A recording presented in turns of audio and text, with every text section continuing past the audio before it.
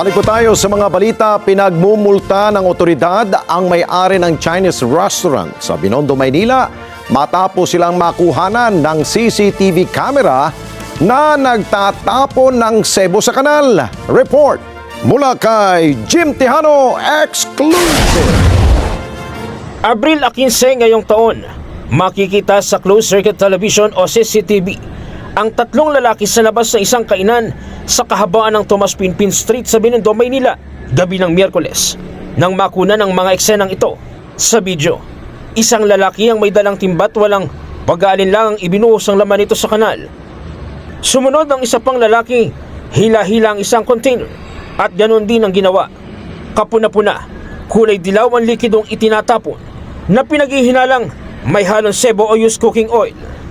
Sa hiwalay na insidente, sa video, pareho ang diskarte.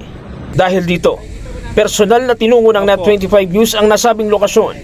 Sa aktwal na kuha, makikitang may tumatagas na likido mula sa gilid ng kainan, diretso sa drainage. Ayon sa nagre-reklamong hindi na humarap sa kamera, sebo ang halo ng tubig na itinatapon dito. Agad namang tinikita ng establishmento. Dahil sa posibleng peligro sa kalusugan at kapaligiran, umaksyon ng barangay, katuwang ang Department of Environmental Protection and Waste Management ng Maynila. Multang aabot sa 3,000 pesos ang ipinataw at 5 araw na palugit para ayusin ang kanilang drainage system. Binabaan po sila, kinausap, pero ganun pa rin po yung ginagawa nila. Binabaan po sila ng DPS Police para tikitan po. In-assist naman po sila ng aming barangay Kagawad.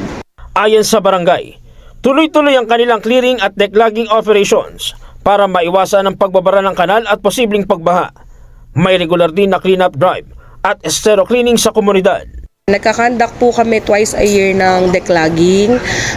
Weekly po, sa tuwing Saturday, meron po kaming weekly cleanup drive.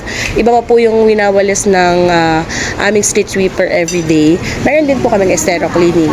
Paalala ng mga otoridad, ang pagtatapon ng sebo sa kanal ay hindi lamang nagdudulot ng bara, kundi nagiging sanhi rin ng polusyon at posibleng pagbaha sa mga komunidad.